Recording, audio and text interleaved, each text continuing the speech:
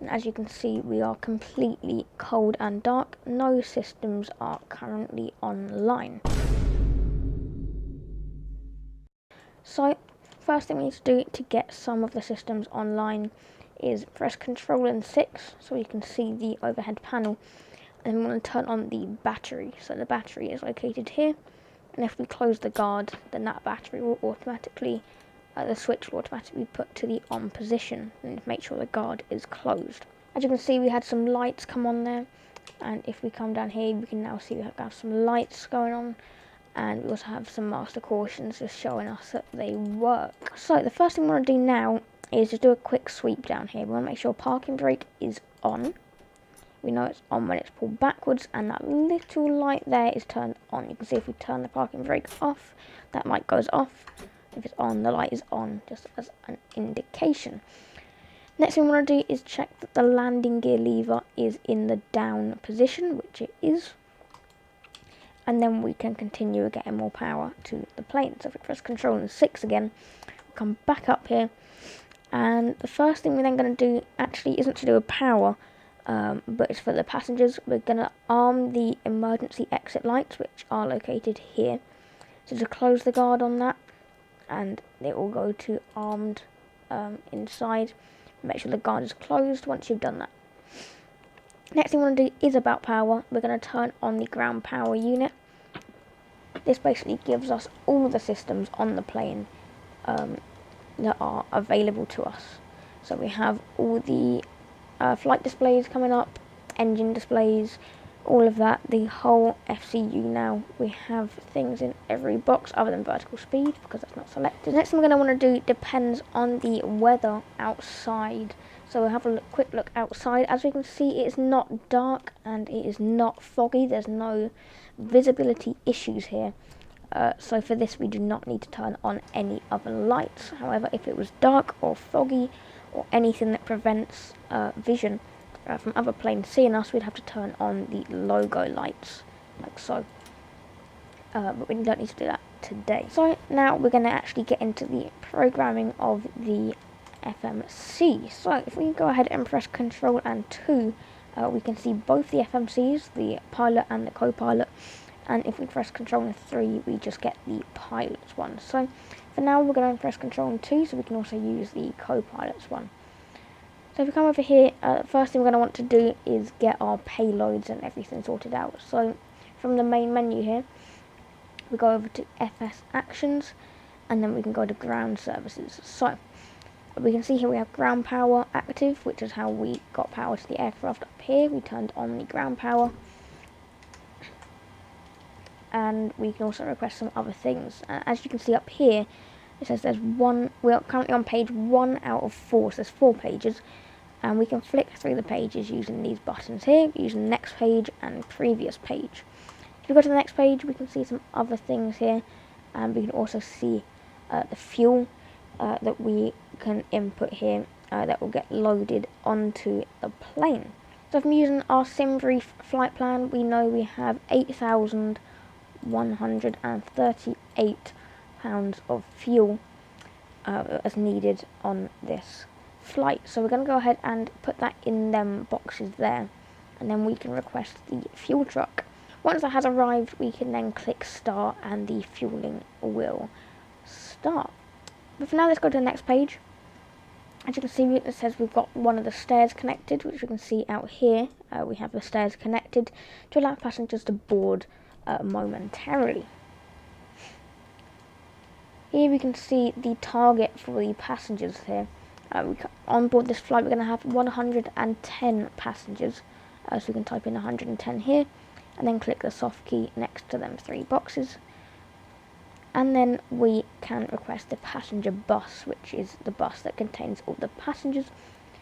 Quite self-explanatory. And then once that has arrived, we can select D plane currently, because it starts off with 115 passengers, but you can change that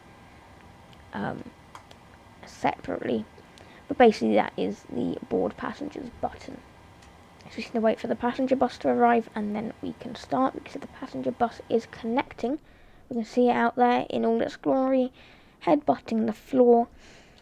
Just a little glitch there. and then as you can see, passenger bus says release, so that means that it's connected, and then you can see the green start here. You can click that, and the passengers will begin to board.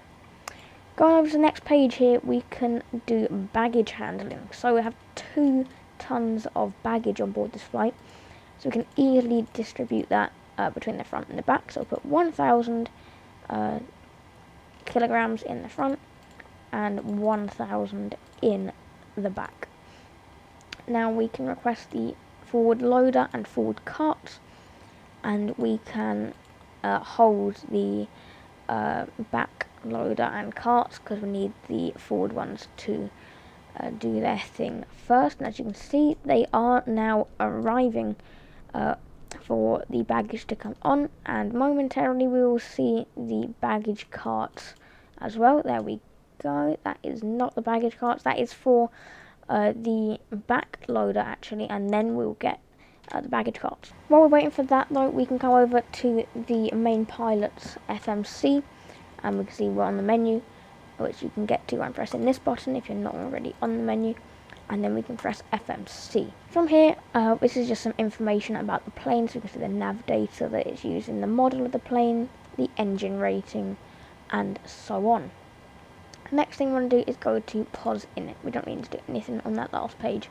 Here we're going to basically tell the aeroplane where we are in the world. So there's an easy way to do this. If we just go to the next page now, we can see GPS left and GPS right, and we can see where that's showing that we are in the world. I'm going to choose left for now. We can just click that and it will show up down here.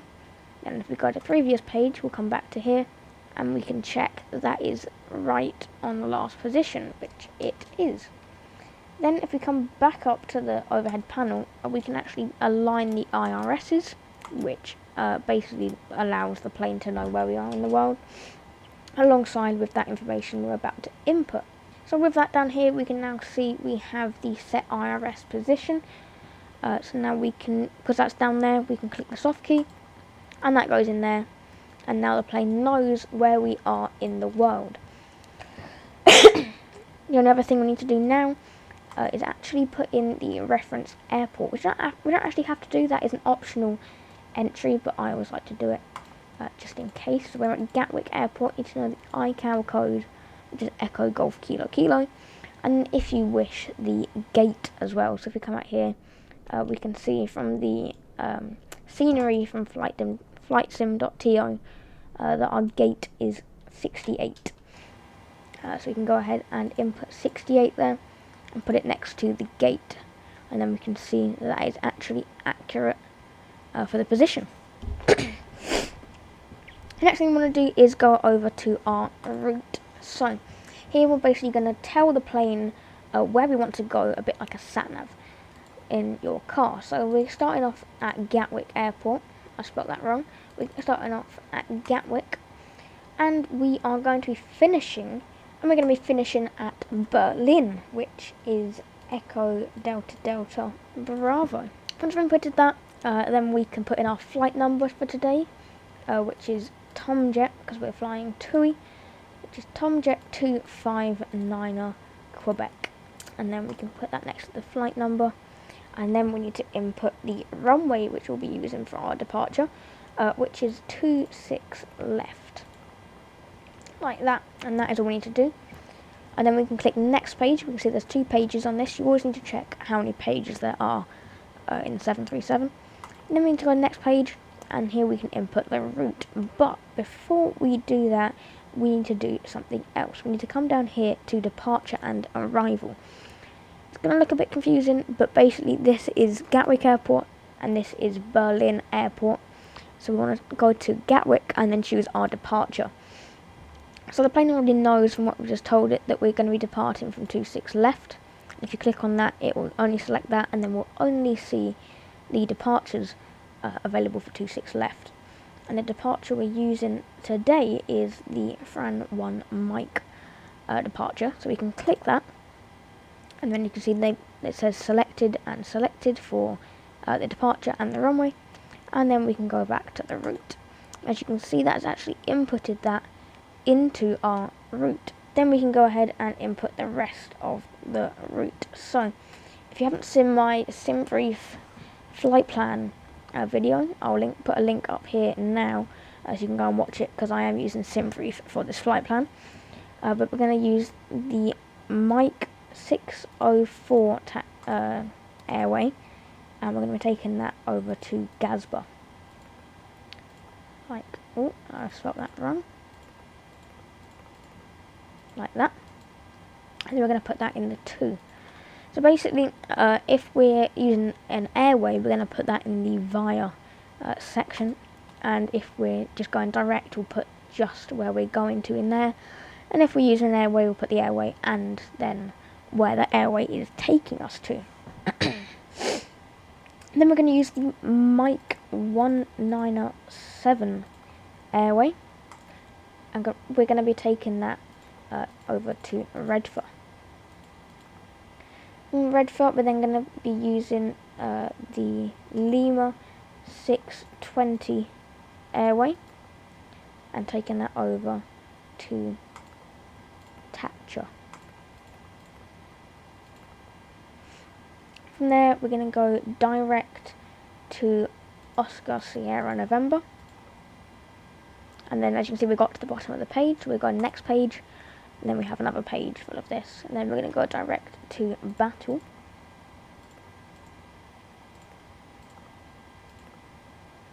Okay, here we have something that happens quite often in creating flight plans. There's 2 of the same waypoint, but normally it will always be the top one, so we can just click the top one, and then we can check that later on up here.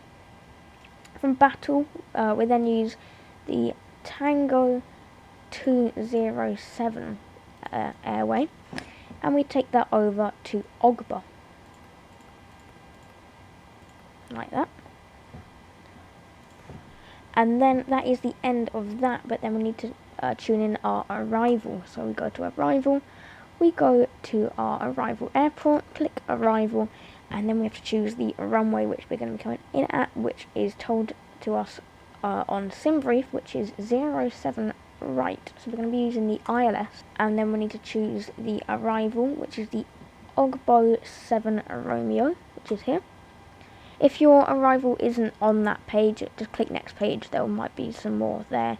If you're using quite a busy airport, there'll most likely be more arrivals.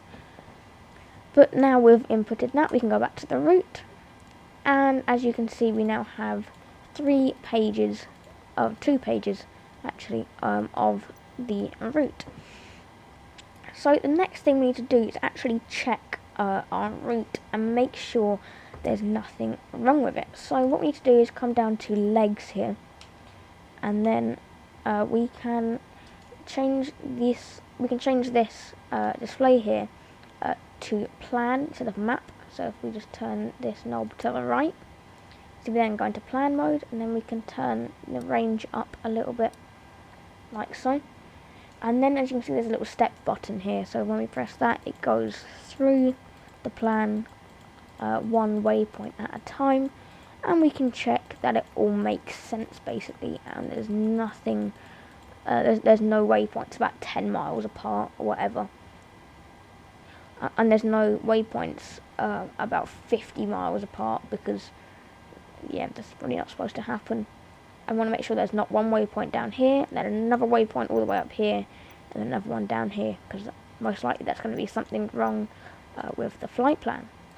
Clicking legs again though, we'll then go back to the first waypoint, then we can put this screen back to map using this, and we can decrease the range a little bit, ready for our departure. So come back over here now, we can see that we can start to unload or load up the baggage for the back. We're going to be unloading the baggage from the last flight and putting in the baggage for this flight, because all of these have arrived. Once that's done, we can then get rid of the loader and carts for the back, and we can request the carts for the front as well. For the fuel, I'm not really sure how this works here, but there is another way you can do it, which I always do. So you come back to the menu, FS Actions, and then go to Fuel.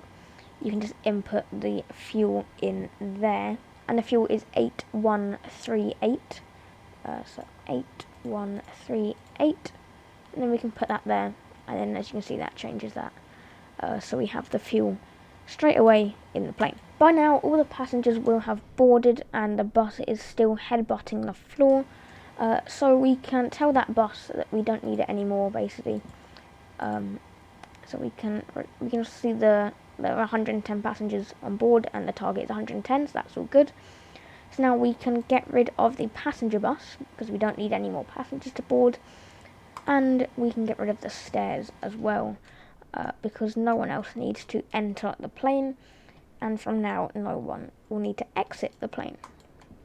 So that's all done there. Now we can come down to payload. We can just see where people are sitting basically, so we can see there's 103 people in economy and 7 people in first class, and we can see our zero fuel weight and all of that there. Next thing you want to do is come back to menu, go to FMC init ref, and here we can input some other stuff for our flight plans. So basically what we want to do is input our cruising altitude here, and our cruising altitude for today's flight is flight level 390, so we can just put that in there, and then that will come up like so. Also for the route, sorry I forgot about that, just come back to the route and click activate, and then click execute, and then you can see that goes purple because the route has now actually been executed inside the plane. Come back to init ref, we can then set our reserves. So there's going to be 1 ton of reserve fuel on board this flight, and we can set the cost index, which for this flight is 33. Then we can set a zero fuel weight, so we don't always know what this is going to be. So if we just click the soft key, the plane will tell us what the zero fuel weight is, like that. Come back over here though, we should now be able to load up the forward baggage.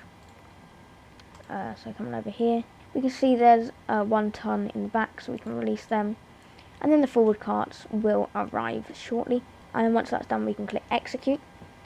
We do also need to input our cruising wind, so we can go ahead and get that now from our flight plan. Looks like our cruising wind roughly is going to be 246 at 34, like that. Input that there, just click execute just in case, and then we can go over to N1 limit. So from here we can just choose the departure basically, and if we come over here, go to FMC, we can see the engine rating, which is 24k, and this is 26k, so we're going to be using a 20k. That's we're going to be using 24k because that is the rating of our engines, and then we can choose one of the 3 climbs. I'm just going to leave it on the standard one, it doesn't massively make a difference as far as I'm aware, and then we can go over to takeoff. So for takeoff, most times you'll be using flaps 5, sometimes you might use flaps 10, but it's very rare.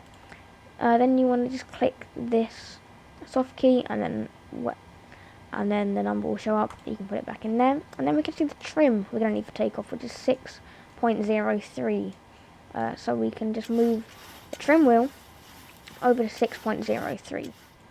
There we go, and that's roughly just over 6, so we should be good there. Going back down to the FMCs here, we can go back and we can see if we can load the baggage yet, which we cannot. We're still waiting for the forward cart. It looks like the loader is still there. There must be a bit of a glitch, but if this does happen, we can just go to payload and we can set the forward cargo to 1 ton, and that will all be good. Now we can see that the zero fuel weight has changed because of that, so we're going to need to go back to the takeoff. We're going to need to go back to performance, and we can change the zero fuel weight like that, and then we can see that we have to execute that again. Whenever that little light comes up there, that means you have to execute it, otherwise it will not do anything. Then going back to takeoff, we can now input the V speed. So V1, see we've got a suggestion there, just click that, that goes in there for all three of them. So for those of you that are not aware, V1 is the point of no return. Once you hit V1, you have to take off. You cannot abort the takeoff because it is unsafe and you may overrun the runway.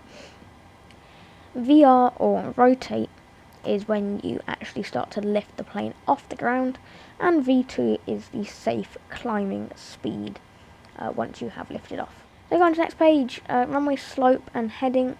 I believe Gatwick has 0 runway slope, so we can put that in there. And the runway wind, basically to work that out, you can just go to your Simbury flight plan and look at the first waypoint and see the wind. So that's 241 at 35, like that. Then we can see takeoff speeds deleted. So then going to need to come back to index, go to takeoff, and then we need to set our V speeds again because it's taken into account the winds. But that's just a standard thing we have to do anyway.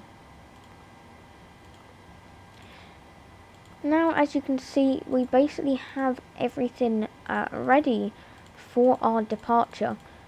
So what we're going to come and do is, normally I go to route and then take off at this point, just so I can remember the flaps and everything.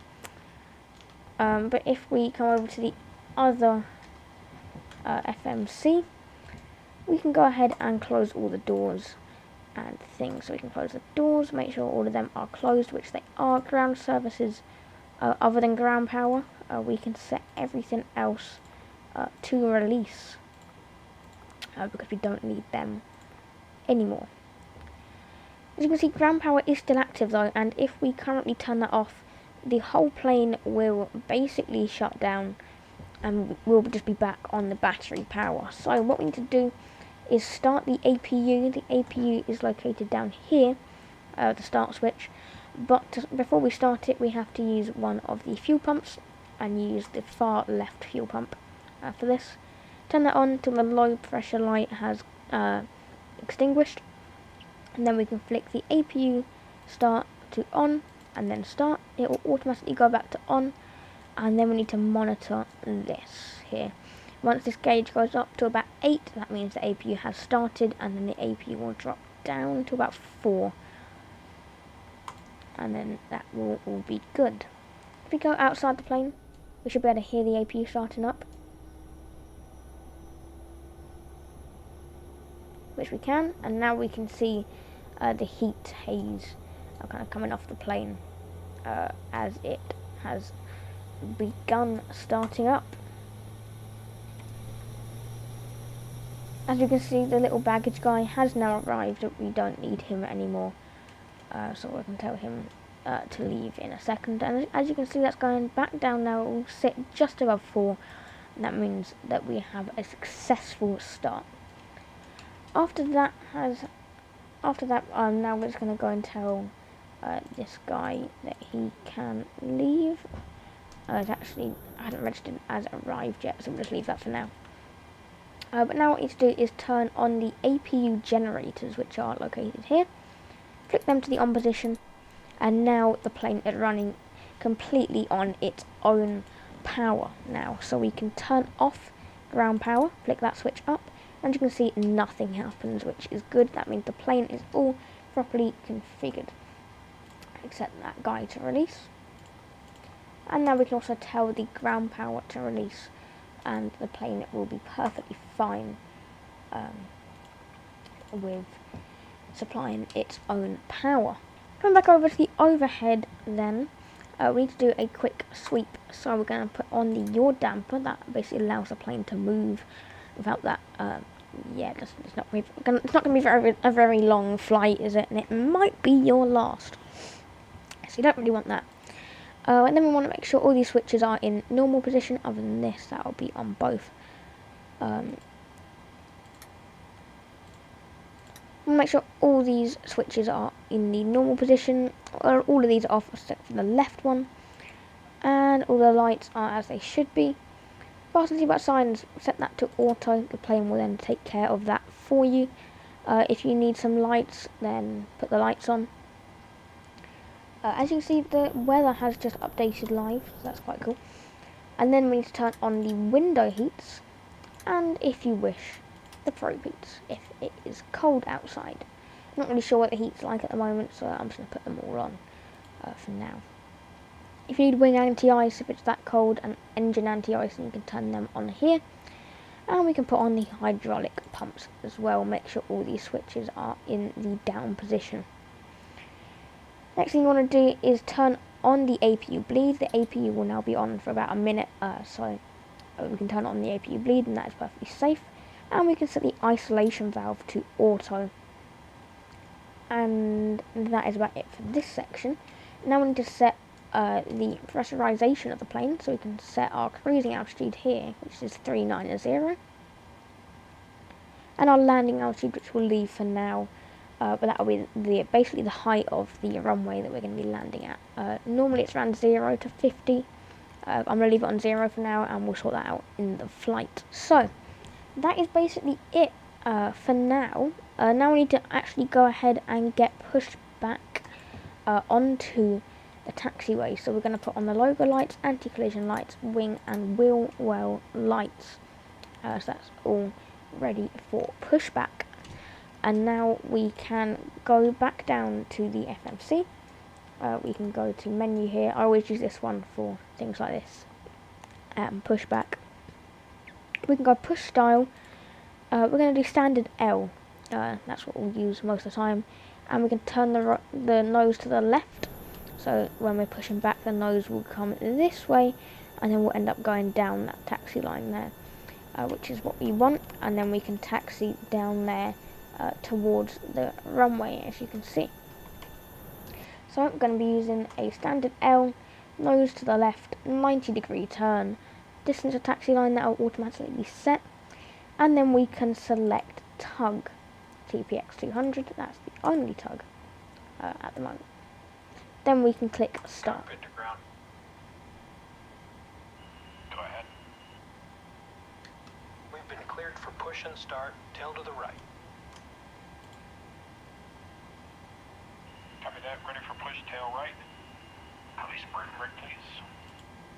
And then we release the parking brake. And as you will see in a second, there we go, we have started to push back. So now we can go ahead and start the engines. So put on all the fuel pumps like that. Make sure the packs are off, and then we can do engine 2. Set that to ground, and then we can come down here. And we can see this happening. We can see some stuff happening with the engine. As you can see, it's starting to rotate. That's called N2 rotation. When this rotation gets to 25%, we're going to basically give the engine fuel by flicking the switch up. There we go, 25%. The switch is going up. And then that's going to introduce fuel to the engine, and the engine will start up. You can hear there. You can hear it starting up.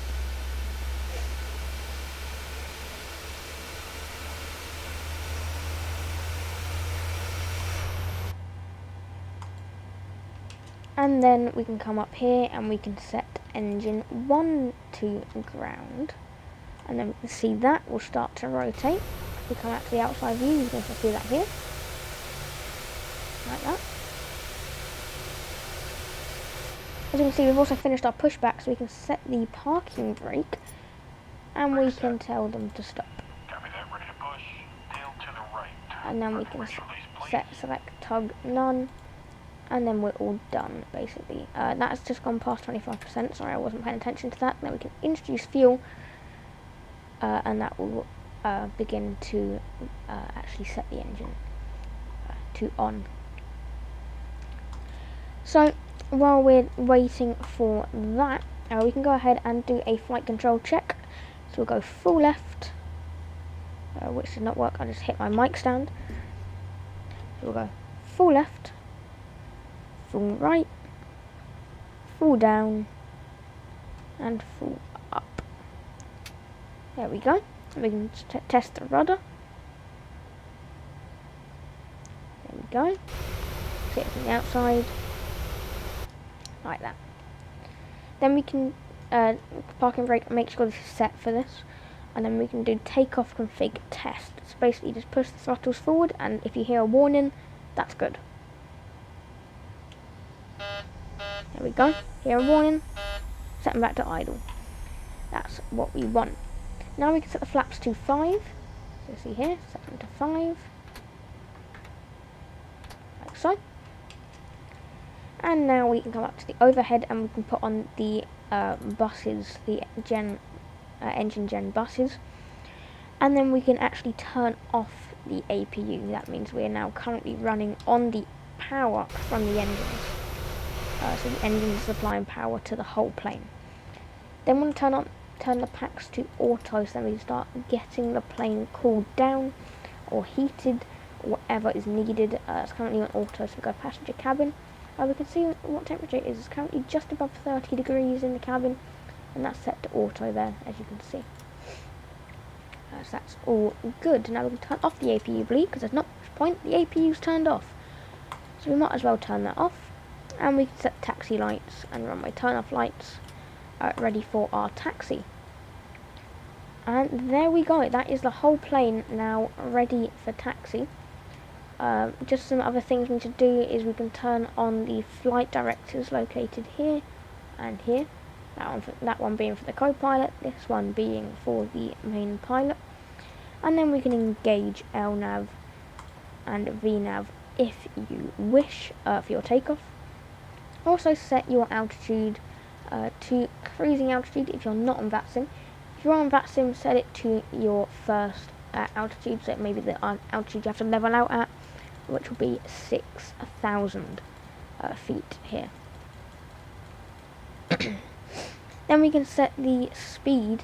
We're going to set that to the safe climbing speed, which I believe was 133, but we do need to check it.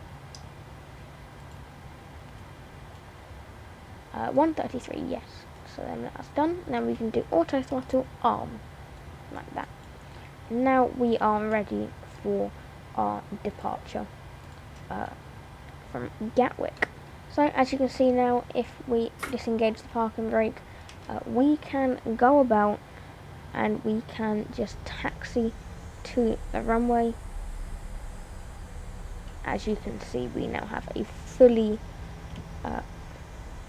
functioning plane that we've just started from a cold and dark state. Don't worry if you didn't quite understand this video, it is a lot to take in, and it is a study level aircraft this, so don't be annoyed if you don't get it the first time. I didn't.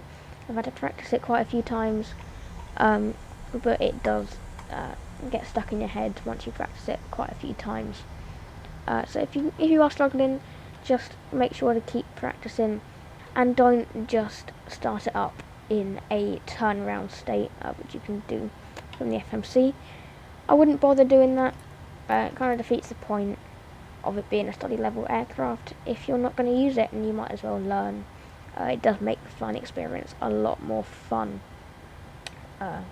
Just doing full flights, it makes it a lot better. It's my first video on the PMDG 737. Let me know if you want to see some more. I'm definitely happy to do some more tutorials and full flights in the 737, and also let me know what you think of it so far. I personally really like the HUD. I think that's my favourite part at the moment. Just a bit like a fighter jet or something. I don't know, it's quite cool.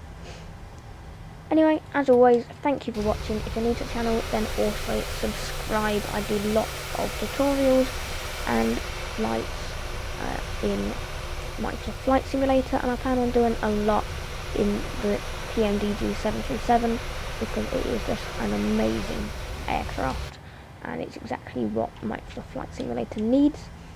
But it is quite hard to fly. It's one of the harder planes to fly, so if you want to learn it, stick around.